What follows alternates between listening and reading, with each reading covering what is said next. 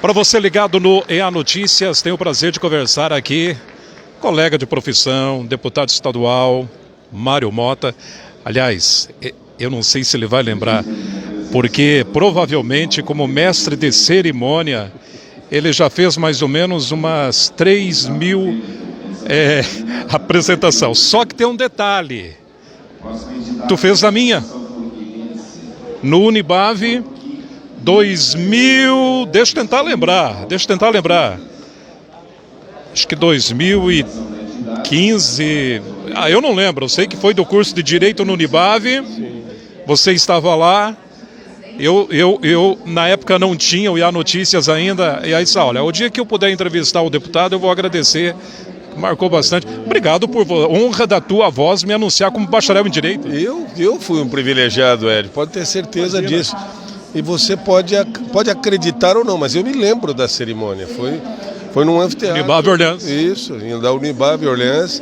Estive posteriormente lá, num começo de ano letivo, a convite do meu querido amigo e irmão reitor, Guilherme, para fazer uma palestra para os professores da Unibave. Mas me recordo muito desta cerimônia, aliás, uma ornamentação linda no salão onde aconteceu o evento, que eu guardo com muito carinho. Aliás, tenho um carinho muito especial por Orleans por vários motivos. Mas agradeço muito, não só a tua lembrança, como principalmente a sua presença aqui, quando a Alesc cumpre a sua terceira saída da capital, aproximando-se cada vez mais da população, dos eleitores e dos seus familiares, porque eu vi muitas crianças e pessoas até mais idosas, que talvez não exercite mais a questão do voto, mas que continuam apaixonadas pela política. Isso é bom. Então, Criciúma deu uma demonstração, Criciúma e região, tinha muita gente de Orleans, de Sombrio, de Araranguá, de Tubarão, enfim, dos municípios aqui no entorno, São Ludgero, do meu querido Volney Weber, Turvo, do Thiago Zilli, e eu não me surpreendi, eu esperava um carinho tão grande da população de Criciúma, mas eu digo em número de pessoas. O AM Master House, onde eu já fiz umas 200 cerimônias de formatura, é muito grande. E hoje e ontem nós não tínhamos espaço para as pessoas, inclusive em pé aqui nas laterais. E eu percebi muita gente compreendendo como funciona a Assembleia Legislativa. Pela manhã nós tivemos várias reuniões de comissões. Qualquer projeto que dá entrada na casa tem que passar obrigatoriamente por algumas comissões, pelo menos por duas delas, que são as chamadas comissões permanentes. É a Comissão de Constituição e Justiça, a primeira por onde um projeto passa. Ali avalia se o projeto é constitucional, ou seja, se ele respeita todos os artigos da Constituição do Estado, da Constituição Federal, e se ele não apresenta nenhuma imperfeição jurídica, digamos assim. Se ele passa pela Comissão de Constituição e Justiça, que não analisa o mérito do projeto, analisa só a sua Constituição, ele vai para a segunda comissão permanente, que é Finanças e Tributação. O meu companheiro de partido, Napoleão Bernardes, por ser bacharel em Direito e até por uma deferência, eu fui o mais votado da bancada, mas o Napoleão é bacharel, tem um conhecimento profundo. Até pedi a ele que integrasse a Comissão de Constituição e Justiça. E eu fiquei na Comissão de Finanças e Tributação. Embora não seja economista por formação, eu aos poucos estou aprendendo muito com o presidente Marcos Vieira, que é um decano da Assembleia e que tem um conhecimento profundo, não só do regimento da casa, mas das questões ligadas a finanças e tributação. Então, se o projeto passa por Constituição e Justiça, Finanças e Tributação, ele tem mais um elenco de pelo menos 12 comissões de mérito. Então, por exemplo, se é um projeto ligado à educação, ele vai para a Comissão de Educação, que tem a Luciane Carminati como presidente e eu como vice-presidente. Se ele é ligado à saúde, ele vai para a Comissão de Saúde, que tem o Nildir Sereta na presidência. Se ele é ligado a serviço público, por exemplo, ele vai para a Comissão de Serviços Públicos, que tem o Ivan Nates na presidência, e por aí afora. Ali, nessas comissões seguintes, é analisado o mérito do projeto. Quer dizer, ele já não existe nada que promova aquilo que o projeto está pedindo, não. É novo, é pioneiro, então tá. Se ele passar por todas as comissões, vai para o plenário, que é o que está acontecendo agora à tarde aqui, E aí ele é votado, discutido e votado por todos os deputados da casa presentes na plenária. Em cada comissão, dependendo do tamanho dela, nós temos 7 ou 9 integrantes. Portanto, deputados que pertencem às comissões vão analisar o projeto por 2 vezes. Uma na comissão a que ele pertence e outra depois no plenário, onde ele vai votar se o projeto deve ou não ir para o governador para sancionar ou vetar. Se o governador sancionar, vira lei e entra em vigor, como dizem a maioria dos projetos, na data de sua publicação, revogadas as disposições em contrário. E eu estou me divertindo muito, confesso, divertindo no bom sentido, com todo carinho e respeito. Eu estou sentindo muito prazer de estar exercitando uma coisa que, como você, eu acompanhei por 50 anos, em rádio e televisão. E tudo que eu pude aprender nesse período está sendo muito útil, numa tentativa humilde de contribuir com o parlamento nessa legislatura. Olha, quase que nós tivemos uma aula de direito constitucional aqui, né? Olha aqui. De alguém que não é bacharel, diga-se. Exato, ó. Para a gente resumir, aqui são 2 comunicadores. Isso. Embora ele esteja exercendo o papel de deputado estadual, mas está na raiz. Então eu vou dar uma quebra de protocolo aqui, porque eu tenho que te fazer essa pergunta aqui. Na tua vida profissional, o que foi ou que está sendo mais desafiador?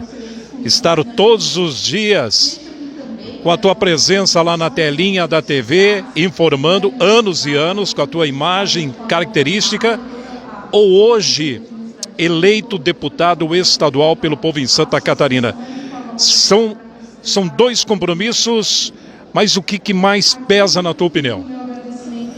É uma pergunta meio complicada, mas eu acho que... Não, eu entendo claramente, e eu só posso te dizer que é muito difícil você colocar pesos diferentes na mesma balança, quer dizer, tanto ir para um telejornal como eu ia, Foram anos. 36 anos, sem ser o editor do telejornal. Eu acho que eu fui o último dinossauro da Rede Globo toda que não editava o jornal que apresentava. Porque eu apresentava o Notícia na Manhã da Rádio CBN das 8 ao meio-dia, 5 para meio-dia.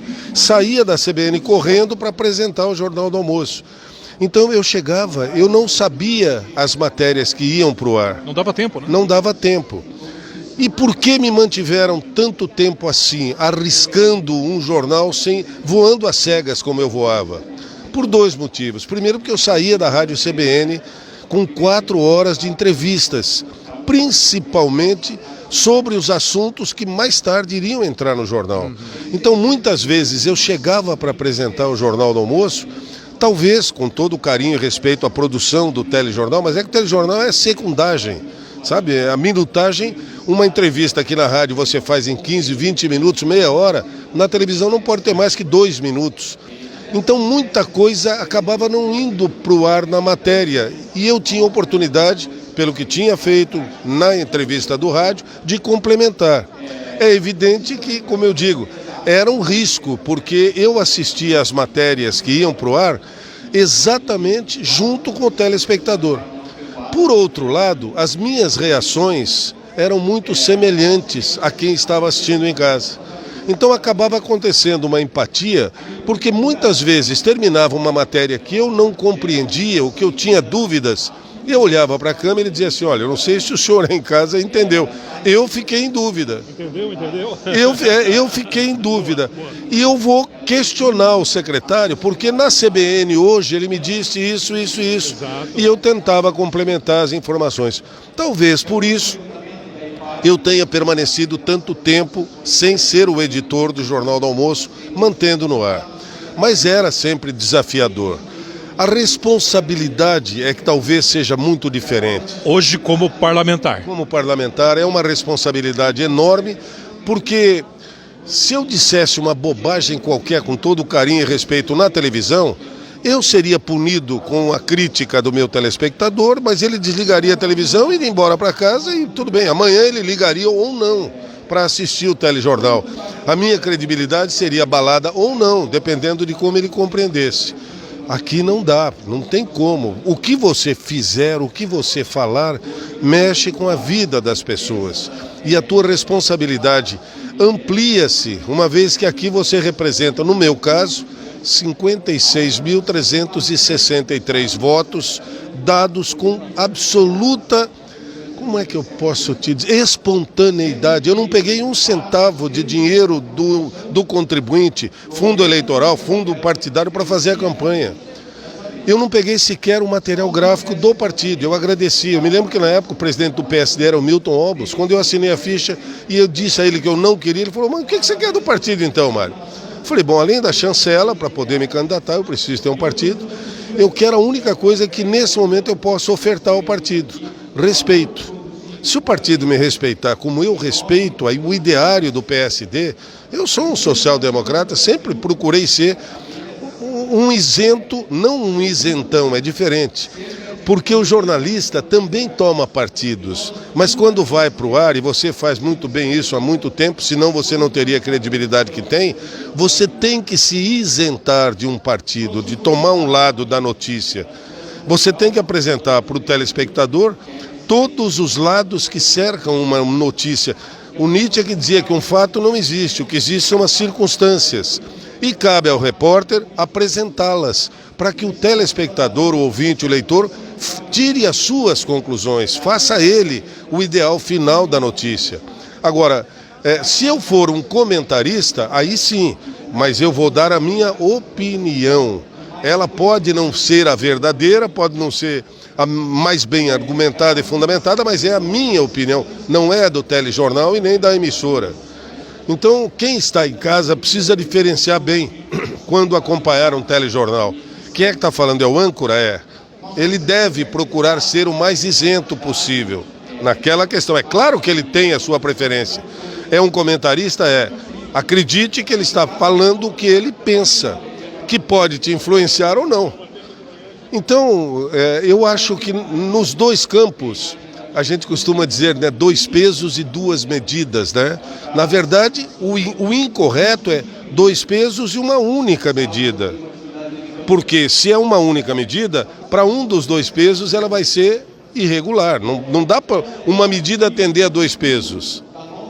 Nesse caso, como você perguntou, existem responsabilidades distintas, tanto na comunicação como aqui no plenário, na sua atuação como deputado, e que você tem que ter muita consciência. Mas em ambas, eu acho que aquela palavrinha que eu disse ao Milton Obis acaba mediando bem tua atuação. Respeito. O comunicador tem que respeitar o telespectador, o leitor, o ouvinte, e o deputado tem que respeitar o eleitor que o permitiu que ele viesse exercer o seu mandato aqui. Olha aqui, vamos finalizar. Tivemos mais uma aula de comunicação aqui. Não, Ed, por favor. Mário, deixa eu falar um negócio para você assim, ó.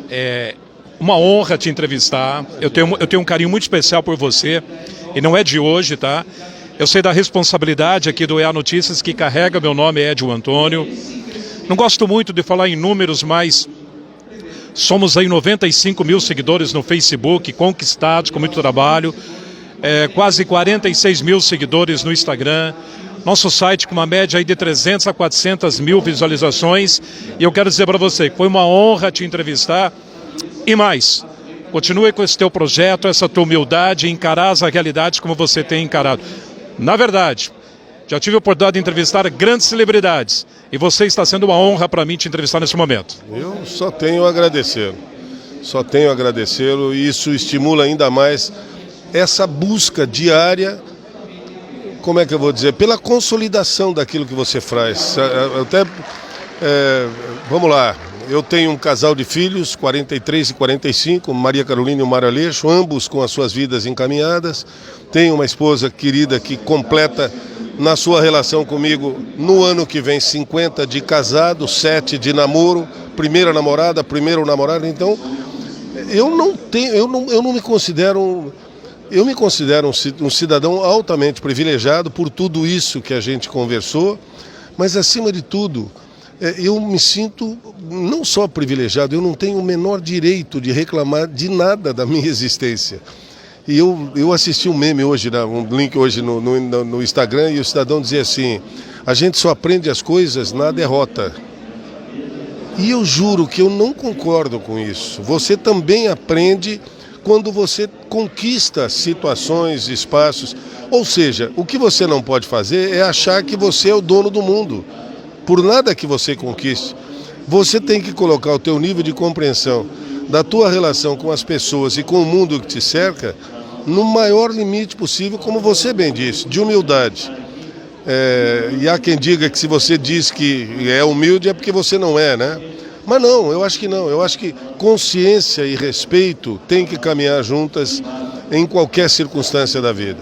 Eu estou muito feliz com a idade que tenho, indo para 7,3, que é uma idade razoável, e tendo um trabalho a desenvolver desde os 4 anos de idade, quando meu pai, que era dono de um circo, teatro, me deu uma sanfoninha de presente de 4 baixos, no interior de São Paulo, e eu comecei a tocar de ouvido o que pediam na sanfoninha e virou uma atração no espetáculo.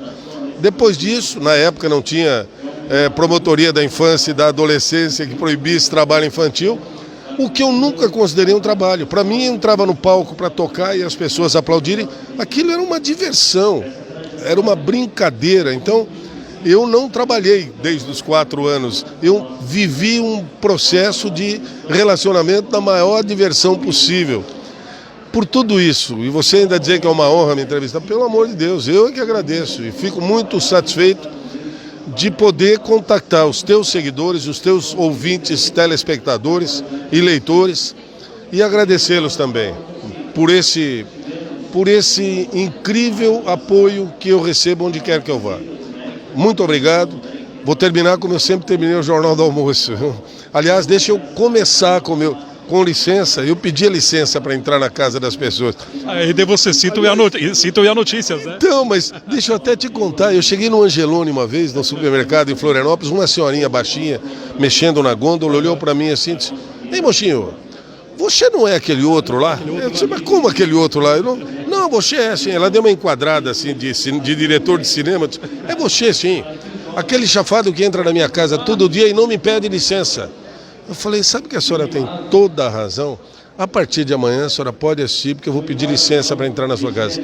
E a partir do dia seguinte ficou. Eu abri o Jornal do Almoço no ar, então quando eu abria, dizia: "Com licença, boa tarde", não sei o quê, e terminava com "vamos fazer uma boa tarde", que é uma coisa que eu continuo acreditando muito.